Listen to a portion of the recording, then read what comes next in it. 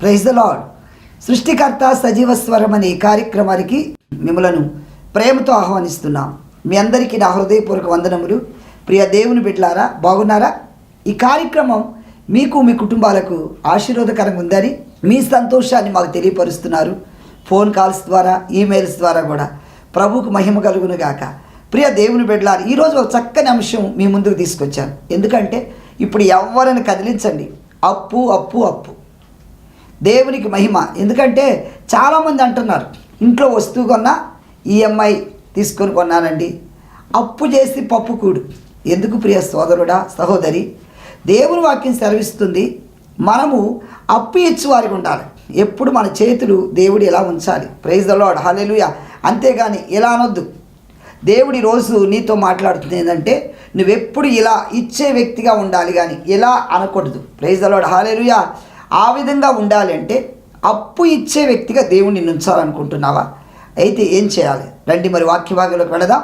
దేవుని వాక్యంలో ద్వితీయోపదేశకాండము 15వ అధ్యాయము 6వ వచనం చదవండి. ఇక్కడ ఏమని సెలవిస్తుంది చదవండి.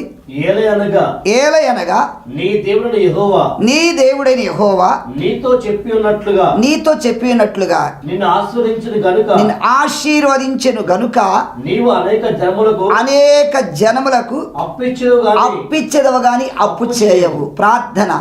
పరిశుద్ధుడా, నీకే స్తోత్రములు. ఈ వాక్యం ద్వారా మాతో మాట్లాడమని అయ్యా, వాక్యం వింటున్న ప్రతి ఒక్కరితో మీరు మాట్లాడండి.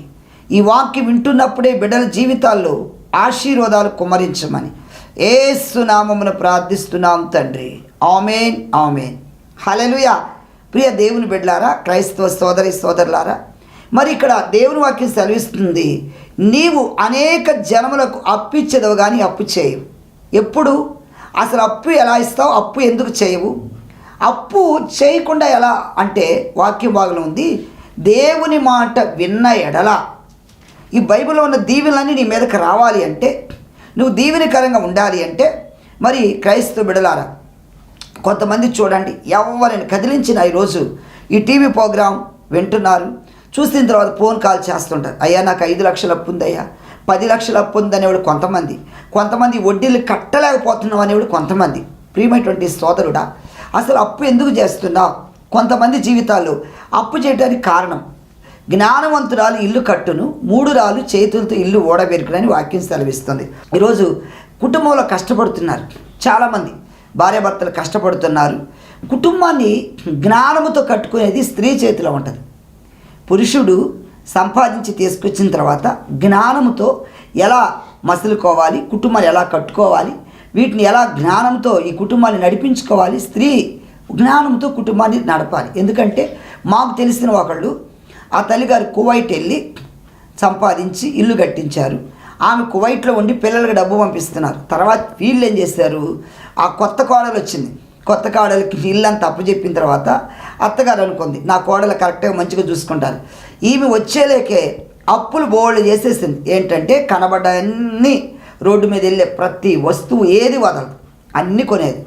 తర్వాత చక్కగా ఖరీదైన శారీస్, జల్సాలకు ఎక్కువైపోయి ఉన్న ఇల్లు కూడా చివరికి అమ్మేసుకునేటట్టు అయిపోయింది వాళ్ళ పరిస్థితి. ఎందుకంటే ఎలా ఉందంటే చివరికి అప్పులో వచ్చి ఇల్లు ఏలం వేసే పరిస్థితి వచ్చేసింది. ఎంత బాధాకరం అండి. ఆమె తర్వాత వచ్చి లబోదిబో మొత్తుకొని ఏడుస్తూ, అయ్యో నేను కష్టపడి ఎక్కడో దూరదేశం వెళ్ళి సంపాదించుకుని ఇల్లు నిలబెడితే మా కోడలు వచ్చి ఉన్న ఇల్లు అమ్మేపించింది. కారణం ఏంటంటే కుటుంబాన్ని కట్టుకునే విధానం తెలియక. క్రైస్తవ సోదరులారా, ప్రియ సహోదరి సహోదరుడా, ఈరోజు ఒక జ్ఞానంతో కుటుంబాన్ని నువ్వు కట్టుకునే స్థితి నీకుందా? ఎందుకు అప్పులు పాలవుతున్నావు? చాలామంది జీవితాలు లగ్జరీలకు వెళ్ళిపోతున్నారు. మరి ఉన్న దాంట్లో జ్ఞానంతో పొదుపుతో ఈ సంసార జీవితం నడిపించుకుందామని ఉండదు కొంతమందికి. అప్పు చేస్తే బంగారాలు కొనాలి, లేకపోతే అప్పు చేస్తే ఏదో ఒక వస్తువు కొనాలి. ఎందుకంట దేవుడు ఇచ్చిన రోజు ఇస్తాడు. దీనివల్ల చివరికి ఎలాంటి పరిస్థితి ఎదురవుతుంది తెలుసా? ఈ అప్పులు కట్టలేక ఇప్పుడు కూడా చూడండి, కొంతమంది ఈఎంఐ ఇవి కూడా తర్వాత కట్టాలి. తీసుకునేటప్పుడు ఈజీగా ఉంటుంది, కట్టేటప్పుడు మళ్ళీ చాలా బాధ. కొంతమందికి ఇదిగో ఈ తారీఖు వచ్చేది కట్టపోతే మొత్తం వాళ్ళకి సివిల్ పడిపోతుందనో, లేకపోతే దీనివల్ల ఏదో ఒక ఇంటి మీదకి వచ్చి దాడి చేయటమనో రకరకాలుగా ఉంటాయి కదా. దీనిని బట్టి ఫోన్లు స్విచ్ ఆఫ్ వేసుకోవటమో, కనబడకుండా వాళ్ళు తిరగటమో. ఎందుకంత బాధ? ఈరోజు క్రైస్తవ బిడలారా, జాగ్రత్తగా నీ కుటుంబ జీవితాన్ని కట్టుకుంటున్నారా? దేవునికి మహిమ కలుగును గాక. చూద్దాం ద్వితీయోపదేశకాండంలోనే 28వ అధ్యాయము 12వ వచనం కూడా చదవండి. యెహోవా నీ దేశం మీద వర్షము దాని కాలమందు కురిపించుటకును నీవు చేయు కార్యమంతటిని ఆశీర్వదించుటకును ఆకాశమున తన మంచి ధననిధిని తెరచును. నీవు అనేక జనములకు అప్పిచ్చదవు గాని అప్పు చేయవు. హల్లెలూయా. ఇక్కడ ఏమనుంది? ఎవరి గురించి మాట్లాడుతున్నారు ఇక్కడ? దేవుని మాట వింటే, దేవునికి లోబడి, దేవునికి నమ్మకంగా జీవించి, దేవుని దగ్గర యథార్థంగా ఉంటే ఇక్కడ ఏమంటున్నారంటే అనేక జనములకు అప్పిస్తావు కానీ అప్పు చేయవు. కొంత విధంగా చూడండి, కొన్ని కుటుంబాల్లో మరి ఇవి ఎంతోమంది పాడైపోతున్నారు. ఈరోజు త్రాగుడు వల్ల ఎన్నో కుటుంబాలు రోడ్డు పాలైపోతున్నాయి. త్రాగి ఎంతో జల్సాలు చేసుకొని భార్య పిల్లలని మరి చూడకుండా వదిలేస్తే, ఎందుకంటే ఒక కుటుంబంలో భార్య భర్తలు విడిపోవాలన్నా డబ్బే, స్నేహితులు పాడైపోవాలన్నా డబ్బే, ఇద్దరు స్నేహాలు చెడిపోవడానికి కూడా డబ్బే కారణం. అన్నదమ్ముల మధ్య కూడా చిచ్చు పెట్టేది డబ్బు. ఈరోజు ఈ డబ్బు మనుషులు ఎంతో ధనాశ సమస్త విధమైన కీడులకు మూలం అంటుంది. తర్వాత ఈ డబ్బు వల్ల కుటుంబాల్లో కూడా విభేదాలు వస్తున్నాయి. సొంత అన్నదమ్ములు డబ్బుని దేనికైనా వెనకాడనివ్వట్లేదండి. ఈ డబ్బు ప్రాణాలు తీయటానికి కూడా వెనకాడదు డబ్బు. కొంతమంది 100 రూపాయల కోసం కూడా ప్రాణం తీసిన వాళ్ళు కూడా ఉన్నారు. క్రైస్తవ సోదరులారా, ప్రభు మాట్లాడుతున్నాడు. ఈరోజు ఈ డబ్బు కోసం జీవితాలను నాశనం చేసుకుంటున్నావా? ఆ డబ్బు ఎంతో చెడగొడుతుందండి. మన బైబిల్ గ్రంథంలో చూసినట్లయితే ఇక్కడ దేవుని మాట వింటే, దేవునికి లోబడితే నువ్వు బయటికి వెళ్ళినా దీవించబడతా, లోపలికి వచ్చినా దీవించబడతా. ప్రభుకు మహిమ కలుగును గాక. హల్లెలూయా. కాబట్టి క్రైస్తవ సోదరులారా, ఈరోజు నువ్వు దేవునికి లోబడుతున్నావా? దేవుని మాట వింటున్నావా? 6 దినాలు కష్టపడి 7వ రోజు నాకు ఇవ్వమంటే కొంతమంది ఈరోజు కూడా దేవుని ప్రక్కన పెట్టేసి డబ్బు సంపాదన కోసం పరిగెత్తుతున్నారు. డబ్బు కోసం పరుగులైతే చివరికి కుష్టు తెచ్చుకున్న వాళ్ళు ఉన్నారు. బైబిల్ గ్రంథం మనకి గెహజీ కనిపిస్తున్నాడు. ధనాశ సమస్త విధమైన కీడులకు మూలమని చెప్తే, ధనం కోసం తన గురువు దైవజనుడు నాకు అక్కర్లేదా, నాకు అన్నీ ఉన్నాయి పర్వాలేదు వెళ్ళిపో అని చెప్తే, కుష్ఠరోగం బాగైపోయి నయమాను దైవజనుడి దగ్గరికి కొంత బంగారము, వెండి, వస్త్రాలు ఇవన్నీ తీసుకోయ్యా, తీసుకోమంటే దైవజనుడు అన్నాడు నాకు అక్కర్లేదయ్యా, వెళ్ళి పర్వాలేదు వెళ్ళంటే, తను అనుకున్న ఇతనికి డబ్బు మీద ఆశ పుట్టింది. ప్రియమైనటువంటి క్రైస్తవ బిడ్డలారా, పరిశుద్ధాత్మ దేవుడు మాట్లాడుతున్నాడు. కనుక ఈరోజు నీ జీవితం ఎలా ఉంది? ఈ వాక్యం ద్వారా నువ్వు సరి చేసుకోవాలి. చూద్దాం దేవుని వాక్యములో మరి సామెతల గ్రంథం 22వ వచనం కూడా చదవండి. ఐశ్వర్యవంతులు పేదల మీద ప్రభుత్వం చేయను, అప్పు చేయువాడు అప్పిచ్చిన వారికి దాసులు. అదిగో చూడండి ఇక్కడ ఎంత చక్కగా ఉంది. అప్పు చేసిన వాడు అప్పిచ్చిన వాడికి దాసుడే. ఎలాగంటారా? ఎందుకంటే ఈ అప్పిచ్చిన వ్యక్తి ఎన్నో రకాలుగా ఇతని మీద ఏలుబడి చేయాలని చూస్తాడు. Praise the lord. హల్లెలూయా. అప్పు ఇచ్చాడు కాబట్టి అతనికి దాసులుగా ఉండాలి, ఆయన చెప్పినట్టు వినాలి. ఎందుకంటే అప్పు తీర్చే వరకు, నా అప్పు తీర్చే వరకు నువ్వు నాకు దాసులుగా ఉండాలి. బైబిల్ గ్రంథంలో కూడా ఒక ప్రవక్త ఆయన ఏం చేశాడంటే అప్పు చేసి చనిపోయాడు. ఆయన అనుకున్నాడు ఏదో కుటుంబ పరిస్థితుల వల్ల అప్పు చేసుకొని అప్పు ఎలాగ తీర్చుకుందాం అనుకున్నాడు అంటూ, ఈలోపు చనిపోయాడు అప్పు తీరకుండానే. ఇంటికి భార్య పిల్లలకి ఏం మిగిల్చాడంటే అప్పు మిగిల్చేశాడు. ఆమె చాలా లబోదిబో మొత్తుకుంటుంది. చివరికి ఈ అప్పుల వాళ్ళు కూడా వచ్చారు ఇంటి మీదకి. ఈయన మంచివాడే, భక్తిపరుడే, కానీ ఆయన చేసిన పని ఏంటంటే అప్పు. ప్రియమైనటువంటి సోదరులారా, ఈరోజు అప్పు మనల్ని ఎన్నో రకాల బానిసత్వానికి గురి చేస్తుంది. అప్పు మరి తీసుకున్నవాడు ఊరుకోరు కదా, వాళ్ళు నానా మాటలు అంటూ ఉంటారు. ఒక్కొక్కళ్ళు సమయానికి అప్పు కట్టపోతే అంతెందుకు, అద్దెకి కొంతమంది ఓనర్స్ కూడా మరి ఖాళీ చేయండి ఇవ్వకపోతే అనేవాళ్ళు కూడా కొంతమంది. చూడండి 2వ రాజుల గ్రంథంలో మనకి కనిపిస్తున్నారు. ఇక్కడ మొదటి నుంచి చదువుదా. అంతటా ప్రవక్తల శిష్యులలో ఒకని భార్య నీ దాసుడైన నా పెనిమిటి చనిపోయిను, అతడు యెహోవా యందు భక్తి గలవాడై ఉండినని నీకు తెలిసే ఉన్నది. ఇప్పుడు అప్పుల వాడు నా ఇద్దరు కుమారులను తన దాసులు ఉన్నట్టుకై వారిని పట్టుకుని పోవడం వచ్చి ఉన్నాడని ఎలీషాకు మొరపెట్టగా. జాగ్రత్త వినండి. ఇక్కడ ఈ ప్రవక్త చనిపోయాడు. చనిపోతూ కుటుంబానికి మిగిలిస్తుంది ఏంటంటే అప్పులు. ఆస్తులు ఏమి ఇవ్వలేదు కానీ అప్పులు మిగిల్చాడు. ఇప్పుడు జరిగినది ఏంటంటే మరి ప్రవక్త శిష్యులైన భార్య ఒక్కతే, ఆమె చాలా బాధపడుతుంది. ఈ సమయానికి వాళ్ళ ఇంటికి దైవజనుడు ఎలీషా గారు వెళ్ళారు, ప్రార్థన చేయడానికి వెళ్ళారు. ఆమె మొరపెడుతుంది, అయ్యా దైవజనుడా, నా ఏలినవాడ, నా బాధ ఒకటే, ఏంటంటే నా భర్త చనిపోతూ నాకు ఇచ్చిన ఆస్తి ఏంటో తెలుసా? అప్పేనయ్యా. అయితే ఇప్పుడు ఈ అప్పు తీర్చడానికి మా దగ్గర ఏమీ లేదు. అప్పులోడు వచ్చి మీరు నా డబ్బు కడతారా, లేకపోతే మీ పిల్లల్ని తీసుకెళ్ళి బానిసలుగా నా ఇంట్లో పని చేయించుకోమంటారు. ఇంకా అవేం చేయగలరు? ఆడ మనిషి, మరి పిల్లలు చిన్నవారు, ఈ అప్పు తీర్చడానికి వాళ్ళ దగ్గర శక్తి లేదు. ఏం చేయాలో తెలియక దైవజనుడికి మొరపెడుతుంది, అయ్యా నువ్వే నా దిక్కు, ఏం చేస్తావు నాకు తెలియదు, అయితే నా కోసం ప్రార్థన చేయమంటే. అప్పుడు దైవజనుడు అడుగుతున్నాడు, అమ్మా నీ ఇంట్లో ఏమున్నది అన్నాడు. నా ఇంట్లో ఒక నూనె కుండ తప్ప ఏమీ లేదయ్యా, అన్నీ నిండుకున్నాయి, ఒక నూనె కుండ మాత్రమే ఉన్నది. అప్పుడు దైవజనుడు అన్నారు, అయితే ఒక పని చేయి, మీ ఇరుగు పొరుగు వారందరి దగ్గరికి వెళ్ళి కొన్ని పాత్రలు తెచ్చుకో, మళ్ళీ ఎత్తుకొని పాత్రలన్నీ తీసుకొచ్చుకొని చదవండి. అక్కడ ఏమని అంటున్నారు? ఎలీషా, నా వలన నీకేమి కావాలను, నీ ఇంటిలో ఏమి ఉన్నదో అది నాకు తెలియజెప్పను.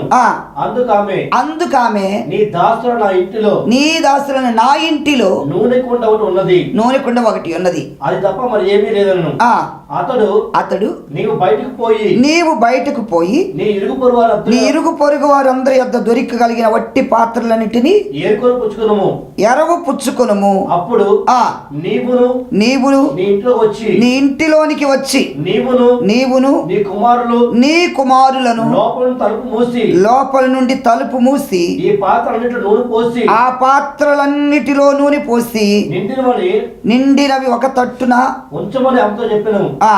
ఆమె అతను పోయి తాను తన కుమారును లోపల నుండి తలుపులు మూసి కుమారుడు తెచ్చిన పాత్రలు నూనె పోసాను. పాత్రని నిండిన తర్వాత ఇంకా పాత్రలు తెమ్మని. హల్లెలూయా. చూడండి ఎంత అద్భుతం. దైవజనుడు అన్నాడు, అమ్మా నా వల్ల నీకేం కావాలి? ఏలినవాడని అప్పు తీర్చే మార్గం ఎలా? మీరే ప్రార్థన చేయాలి. అప్పుడు దైవజనుడు అన్నాడు, నీ ఇంటిలో ఏముందంటే నూనె కుండ. ఓ పని చేయి, చుట్టుపక్కల అందరి దగ్గరికి వెళ్ళు, అందరి దగ్గర మళ్ళా ఇస్తానని పాత్రలు తీసుకొచ్చుకో. అయితే ఈ యొక్క నూనె కొండ ఉంది, ఆ నూనె కొండను మధ్యలో పెట్టి మిగతా పాత్రలను అక్కడ పెట్టి నీవును నీ కుమారులను తలుపేసుకుని ప్రార్థన చేయి.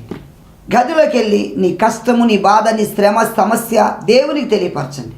అలాగే ఆమె పిల్లలు ప్రార్థన చేశారు, అయ్యా మా దిక్కు నీవే. ఈరోజు సోదరుడా, ప్రార్థన మన జీవితాలు అద్భుతాలు చేస్తుంది. ప్రార్థన ద్వారా ఎన్నో కార్యాలు జరుగుతాయి. ప్రార్థన శక్తి నీకు కావాలి. Praise the lord. హల్లెలూయా. ప్రార్థన పరిస్థితులు మారుస్తుంది. ప్రార్థన సింహాలను మూయించగలిగింది ప్రార్థన. హల్లెలూయా. ఎప్పుడైతే వీరు ప్రార్థన చేశారో ఈ ప్రార్థన ఫలితంగా అద్భుతం ఏం జరిగిందంటే ఆ పాత్రలన్నీ నూనెతో నింపబడ్డాయి. ఇప్పుడు దైవజనుడు అంటున్నాడు, అమ్మా ఇవి తీసుకొని వెళ్ళి అమ్మి మీ అప్పు తీర్చుకో. హల్లెలూయా. ఎంత అద్భుతం. దైవజనుడు ఆ ఇంట్లో అడుగుపెట్టి ప్రార్థించిన తర్వాత అద్భుతం జరిగింది. ఈరోజు ప్రియ సహోదరి సహోదరుడా, నీ జీవితంలో కూడా కష్టం వచ్చిందా, బాధ ఉందా, శ్రమ ఉందా, దైవజనుని పిలిపించుకోండి, ప్రార్థన చేయించుకోండి. దేవునికి మహిమ. నీవు నీ పిల్లలు దేవునితో గడపండి, దేవునితో సహవాసం చేయండి. ప్రార్థనా శక్తిని ఇంట్లో ఉంటే అద్భుతాలు జరుగుతాయి. అంతేగాని అప్పులు నాయని ఏడుస్తూ దిగులు పడుతూ ఒకటి ఈ శాపగ్రస్తమని మన ఇంట్లో ఏలుబడి చేయకూడదు. అప్పు కూడా ఒక శాపమే. ఈ అప్పు మనం చేయొద్దు. Praise the lord. హల్లెలూయా. చూడండి ఈరోజు భయంకరంగా ఎలా ఉన్నారంటే ఈ అప్పులు మరి పీల్చి పిప్పు చేస్తున్నారు. 10 రూపాయలు వడ్డీ, 15 రూపాయలు వడ్డీ కట్టలేక కొంతమంది జీవితాల్లో ఎలా ఉంటుందంటే ఈ అప్పుగానే ఉండిపోతుంది. వడ్డీ మాత్రం నెల వడ్డీ కట్టాలి. కొంతమంది అంటారు, అయ్యా అప్పు అలాగే ఉంది కానీ వడ్డీ పెరిగిపోతుంది. ఎంత బాధాకరం. ఎందుకంటే వీళ్ళు ఎంతో కన్నీరు గార్చి దుఃఖంతో వేదనతో ఇస్తుంటే వీళ్ళేమో ఒక నెల కట్టకపోయిన వాళ్ళ మీద గొడవ చేయటం అది శాపం అండి. దయచేసి ప్రియమైనటువంటి సహోదరులారా, దేవుని పిల్లలారా, మన లగ్జరీలకు వెళ్ళి అనవసరంగా ఎక్కడ అప్పులు చేయొద్దు. ఉన్న దాంట్లో సంతృప్తి చెందాలి. దేవుడిచ్చిన దాంట్లో దేవునికి మహిమ చెల్లించాలి. Praise the lord. హల్లెలూయా. దేవుడిచ్చే వరకు ఎదురు చూడు, దేవుడిచ్చే వరకు వేచి ఉండు, ప్రభునామానికి మహిమ కలుగును గాక. అంతేగాని అప్పు చేసి మనం ఎన్ని తీసుకోవాల్సిన అంత అవసరం ఏంటి? ఎందుకంటే మాకు తెలిసిన ఒక కుటుంబంలో భర్త ఆటో నడుపుకుంటూ ఉండేవాడు. ఒక సహోదరి భర్తను పక్కింటి ఆమె నల్లపూసలు చేయించుకుందట. ఆమె నల్లపూసలు చేయించుకుంది. ఆమెకు డబ్బు ఉంది, ఆమె చేయించుకోగలిగి. నీకు లేనప్పుడు నువ్వెందుకు భర్తతో గొడవ పడుతుంది? రోజు నువ్వున్న ఉపయోగం ఏముంది? చూడండి, ఆమె తన భర్త చక్కగా నలపూసలు చేయించారు. నాకెందుకు, నా బ్రతుకులో ఏమన్నా సంతోషం ఉందా, మరి అచ్చటముచ్చడం ఉందా, నాకు ఒక బంగారు చేయించావా అని భర్తతో గొడవ పెట్టుకుంటే ఈ పోరు భరించలేక భర్త ఎక్కడో 10 రూపాయలు వడ్డీకి తీసుకొచ్చి ఆమెకి చక్కగా నలపూసలు చేయించారు. కొన్ని రోజులు మాత్రమే చక్కగా వేసుకుని ఏదో అందరూ జీవిస్తూ ఇంత బంగారు చేయించుకుని అందరికి చుట్టూ తిరిగి చక్కగానే బంగారం చేయించుకున్నాను. తర్వాత క్రమేపీ ఈ అప్పు తీసుకొచ్చారే ఇది పెరిగిపోతుంది, పాపం పెరిగినట్టు పెరిగిపోవటం, ఇది కట్టలేక చివరికి అప్పుల పాలైపోయి చాలా చూడండి ఊరొదిలి వెళ్ళిపోవాల్సి వచ్చింది. ఎంత బాధాకరం! ఎందుకంత చివరికి అప్పు ఇచ్చిన వాళ్ళు తిట్టుకోవటం, ఆ ఇల్లు వదిలేసి ఎక్కడో పారిపోవటం, ఇంత బాధ ఎందుకు? అసలు ఎవరు కొట్టారు? ఆ వస్తువులు వేసుకోకపోతే ఎవరు అడిగారు నిన్ను? ఎందుకు? పైగా మళ్ళీ భర్తను బాధించటం, భర్తను ఇసికించటం, కుటుంబాలు ఎందుకంటే దీనివల్లేనండి కుటుంబాలు కూలిపోతున్నాయి. అండర్స్టాండ్ లేకుండా పోతుంది, లోబడట్లా. సరే నాకు ఇంట్లో ఉన్నదాన్ని తృప్తి చెందుదా, కలో గంజి ఉన్నదాంతో సంతృప్తి చెందుదా అని ఉండాలి. అంతేగాని నాకు ఆ బంగారం కావాలి, లేకపోతే నాకు ఆ పట్టు వస్త్రాలు కావాలి. కొంతమంది ఇలా పీడించేవాళ్ళు ఉన్నారు కుటుంబాలలో. ఇలాంటి వల్లే కొంతమంది పురుషులు కూడా త్రాగి డబ్బు వ్యర్థం చేయటం, అప్పుల పాలు చేయటం, ఇంట్లో ఎక్కడ డబ్బులు దాచిపెట్టిన మొత్తం తీసుకెళ్ళటం, ఈ త్రాగుడు బానిసలై ఇంట్లో వస్తువులు అమ్ముకునేవాడు చివరికి దొంగగా మారటం, భయంకరమైన పరిస్థితులు అండి. అప్పు ఎందుకు చేస్తాను? ఒకసారి నువ్వు స్వపరీక్ష చేసుకో. క్రైస్తవ సోదరుడా, నువ్వు నిజంగా ఒక క్రైస్తవుడిగా ఉన్నట్లయితే నీ జీవితంలో ఇలాంటివి ఉండకూడదు. ప్రభువుకి మహిమ కలుగును గాక. హల్లెలూయా. కాబట్టి దేవుని వాక్యం ఏం సెలవిస్తుందో చదువుదా. ఇంకా ద్వితీయోపదేశకాండంలో 15వ అధ్యాయం 6వ వచనం కూడా చదవండి.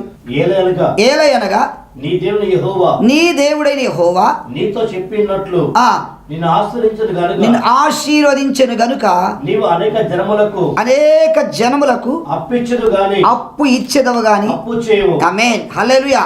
దేవుడు వాక్యం నీతో మాట్లాడుతుందంటే నీ దేవుడైన యెహోవా నిన్ను ఆశీర్వదించెను గనుక నీవు అనేక జనములకు అప్పిచ్చేదవు కానీ అప్పు చేయవు. ఈ వాగ్దానాన్ని ఎత్తిపట్టి ప్రార్థన చేయి.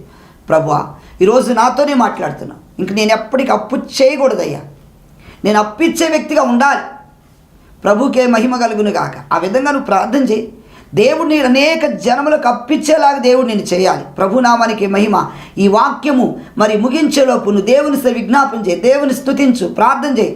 ప్రభువా, ఇది మొదలుకొని నేను అప్పు ఇచ్చేలాగా ఉండాలి. వాక్యం వింటున్న సోదరుడా, సోదరి, ఈరోజు నీ జీవితంలో నీ హృదయంలో తీరని బాధ, ఎంతో వేదనతో నువ్వు వాక్యం వింటున్నావు. అవును, నీ హృదయంలో చాలా వేదన ఉంది, బాధ ఉంది. అప్పులు అప్పులు అప్పులు అప్పులు, ఈ అప్పు తీరలేక ఎన్నో మరి తిప్పలు పడుతున్నారు కదా. దీనివల్ల మనశ్శాంతి లేదు, దీనివల్ల బీపీలు పెరిగిపోతున్నాయి, షుగర్ పెరిగిపోతుంది, టెన్షన్. ఎలాగా మరి ఈ నెల మరి వస్తున్నలకే అప్పులు చేస్తుంటారు. ఏమ్మా మా అప్పు ఏది ఎలా కడతావని. మొన్న మధ్య నేను ఒక ఇంటి ప్రేయర్ చేయడానికి వెళ్తుంటే పక్కన ఒక ఆమె రోడ్డు మీద నిలబడి కేకేస్తుందా, ఏమమ్మా ఎన్ని రోజులు అవుతుంది, ఇప్పుడు కడతావు, నాకు అన్ని కుదరదు, సాకులు చెప్పొద్దు, ఎప్పటికప్పుడు సాకులు చెప్పేస్తున్నావు, ఏమో నాకు అన్ని తెలియదు, నాకు రేపటికల్లా డబ్బులు కావాలి. చూడండి, ఆమె లోపల నుండి బయటకు రాక ఈ ముఖం చల్లక లోపల నుండి సమాధానం చెప్తుంది. అమ్మ లేవు అమ్మ, ఇస్తానమ్మా, నా భర్త కూడా లేడు, ఆయన బయటకు వెళ్ళారు, నాకు అయింది అనవసరం అమ్మ. చూడండి, ఎందుకంటే అప్పు తీసుకున్న వ్యక్తి అప్పు ఇచ్చిన వ్యక్తికి దాసులు అవ్వాలి. Praise the Lord. వాళ్ళు ఎన్నో అంటూ ఉంటారు, ఆ మాటలు భరాయించాలి. కాబట్టి ఎందుకు మనకు అలా? ఈ రోజు నుండి దేవుని దగ్గర అడుగు, ప్రభువా దయచేసి నేను అప్పు చేయకూడదయ్యా. Praise the lord. హల్లెలూయా. దేవుని వాక్యంలో చదువుదా. ఇంకా లూకాసు వార్త 6వ అధ్యాయము 35వ వచనం కూడా చదవండి. మీరైతే ఎట్టి వారిని గుచ్చేను నిరాశ చేసుకొనక మీ శత్రువు ప్రేమించుడి, మేలు చేయుడి, అప్పు ఇయుడి, అప్పుడు మీ ఫలము గొప్పదై ఉండును. జాగ్రత్త వినండి. మనం అప్పు ఇచ్చామనుకో, ఇక దానికోసం తిరిగి మళ్ళా వస్తుందని ఆలోచించవద్దు. Praise the lord. ప్రియ సోదరుడా, దేవుడు నిన్ను ఆశీర్వదించాడు, నీకున్నది సమృద్ధిగా దేవుడు నీకు ఇస్తే ఆపదలు ఆదుకో. అంతేగాని వడ్డీలకి ఇచ్చి ఇంకా సంపాదించాలి, ఏ పట్టుకుపోతా చెప్పండి.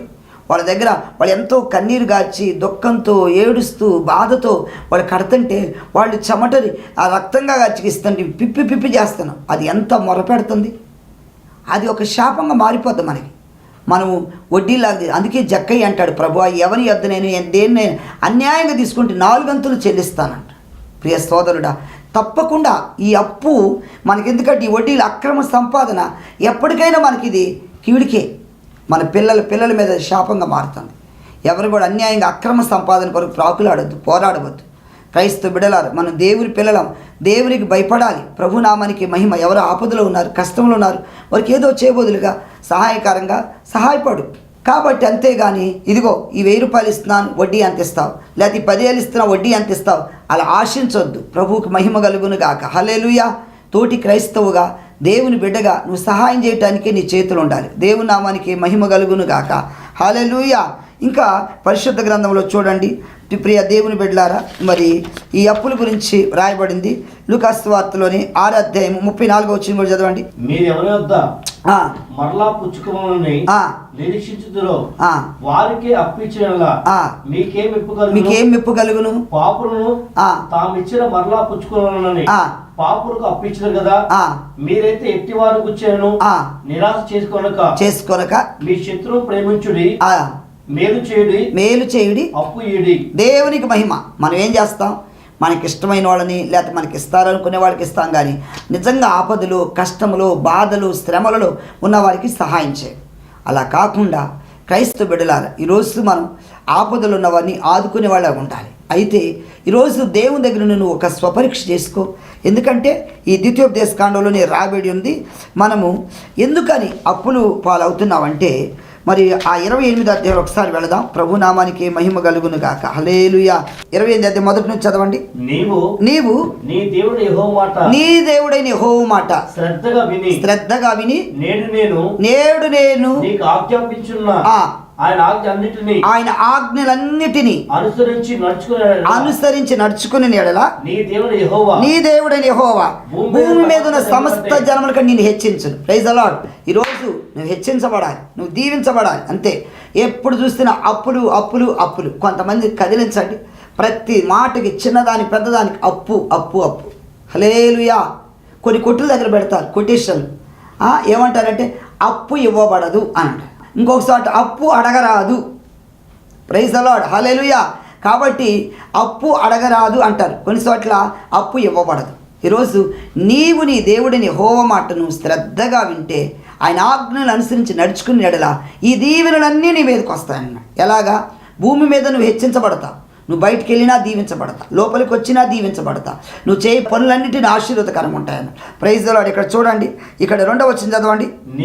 నీవు నీ దేవుడిని యెహోవా మాట వినిన ఎడల ఈ దీవెనలన్నీ నీ మీదకి వచ్చి నీకు ప్రాప్తించు. Praise the lord. ఎప్పుడు దేవుని మాట వినాలి. దేవుని మాట వినటం అంటే దేవుడు మనకు కొన్ని ఆజ్ఞలు ఇచ్చాడు. 6 దినాలు కష్టపడండి, 7వ రోజు నాకు ఇవ్వమన్నారు. కొంతమంది 7వ రోజు కూడా దేవునికి ఇవ్వరు. అసలు కుటుంబంలో కొన్ని కుటుంబాలు ఎలా ఉన్నాయంటే కుటుంబ ప్రార్థన ఉండదు. కుటుంబం అంతా కలిసి సంతోషంగా దేవుని ఆనందించరు, దేవుని స్తుతించరు, దేవుని మహిమపరచరు. ఈరోజు కుటుంబాలు ఎలా ఉన్నాయంటే ఎవరికి వారే కనీసం కలిసి కూర్చొని ప్రార్థన చేద్దాం, దేవుని స్తుతిద్దాం, దేవుని గణపరచుదాం. ఎందుకంటే ఈరోజు మనం ఎలా ఉన్నామంటే దేవుని కృప. మనం బ్రతికి ఉన్నామంటే ఆయన కృప. మనం జీవిస్తున్నామంటే ఆయన కృప. మన ముందు ఎన్నో తెగుళ్ళు వచ్చినా ఈరోజు మనం సజీవులుగా ఉంచారు కాబట్టి దేవుని గణపరచాలి. ప్రియమైనటువంటి సహోదరుడా, మనం దేవునికి సమయం ఇస్తున్నావా? వ్యర్థమైన వాటి ఎందుకు మనసు ఉంచుతున్నావా? ఇంకా ఇక్కడ చూడండి, మరి ఈ దీవులు అంటే ఏమేమి వస్తాయి నీ మీద కనంటే, నీవు అది పట్టణములో దీవించబడదు, పొలములో దీవించబడదు. అంటే ఎలాగా? పట్టణం నువ్వు వెళ్ళిన జాబు నిమిత్తం ఎక్కడికి వెళ్తే అక్కడ నువ్వు ఆశీర్వాదకరంగా ఉంటావు. పొలంలో నువ్వు వేసిన పంట ఈరోజు ఏదైతే విత్తనం వేసావో 100 అంతల ఫలం. ఇస్సాకు గురించి చదివినట్లయితే ఇస్సాకు ఆదేశమందున్న వాడి విత్తనం వేసి ఆ సంవత్సరం 100 అంతల ఫలం పొందాను. యెహోవా అతన్ని ఆశీర్వదించిన కనుక ఆ మనుషుడు గొప్పవాడైన. అంటే అతను గొప్పవాడు అవటానికి కారణం ఏంటంటే దేవుని చిత్త ప్రకారం దేవుని మాట విన్నాడు.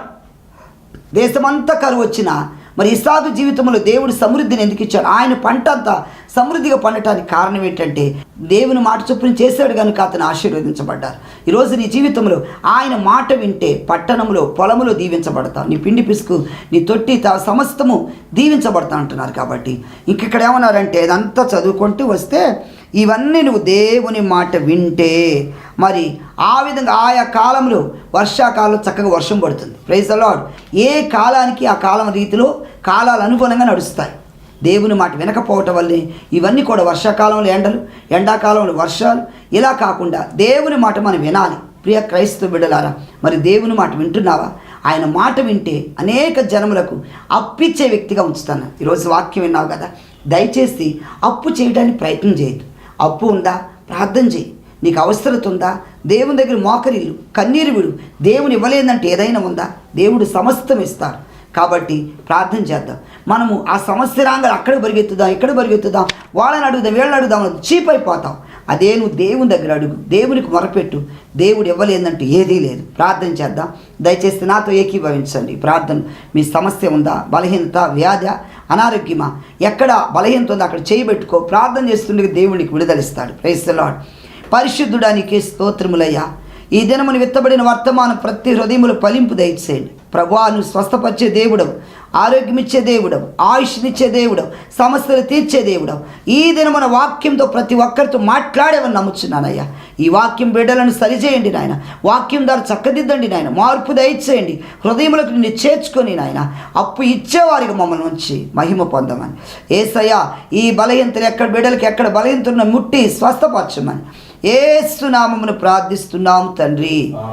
ఆమేన్, ఆమేన్. హల్లెలూయా. ప్రియ దేవుని బిడ్డలారా, ఇంతవరకు ఈ వర్తమానం విన్నారు కదా. ఇక ఆలస్యం ఎందుకు, మీ సంతోషాన్ని మాకు తెలియపరచండి. మా అడ్రస్ పాస్టర్ చందోలు మోషే, మన్నా ప్రార్థనా మందిరం, లంబాడిపేట, రాముల వీధి, విజయవాడ. నా ఫోన్ నెంబర్ 9703467777. ప్రియ దేవుని పిల్లలారా, ఎనీ టైం ఎప్పుడైనా మీరు కాల్ చేయొచ్చండి. మీ ప్రార్థన అవసరతల కొరకు తప్పకుండా ఫోన్ చేయండి. మీకోసం ప్రార్థించడానికి నేను, నా ప్రార్థనా బృందం ఉన్నారు. ప్రతిరోజు మేము ప్రార్థన చేస్తూనే ఉంటారు. మేము బయటికి వెళ్ళినా మా సంఘం మరి ప్రేయర్ టవర్లు అందరూ కలిసి ఏకీభవించి ప్రార్థిస్తారు. మీ అవసరం చెప్పినప్పుడు మా ప్రార్థనా బృందం ఉంది ప్రార్థించడానికి. దేవునికి మహిమ. అంత మాత్రమే కాదండి, మీరు మరిన్ని ఇంకా మా వర్తమానాలు వినాలంటే మా యూట్యూబ్ ఛానల్ ఉంది, చందోలు మోషే అని మీరు టైప్ చేస్తే మా వర్తమానాలు వస్తాయి. మరి సబ్స్క్రైబ్ చేయడం మర్చిపోవద్దండి. సబ్స్క్రైబ్ చేయండి, లైక్ చేయండి, అనేక మందికి షేర్ చేయండి. ప్రభువుకి మహిమ కలుగును గాక. ప్రియ దేవుని బిడ్డలారా, మరి ఈ కార్యక్రమం ఎంతో భారంతో మేము ముందుకు తీసుకెళ్తున్నాం. ప్రభువే నడిపిస్తున్నాడు. మీ వంతుగా మీ సహాయ సహకారాలు కూడా మీరు అందించగలరు. చాలామంది మరి స్పందిస్తున్నారు, కార్యక్రమానికి తమ వంతుగా స్పాన్సర్ చేస్తున్నారు.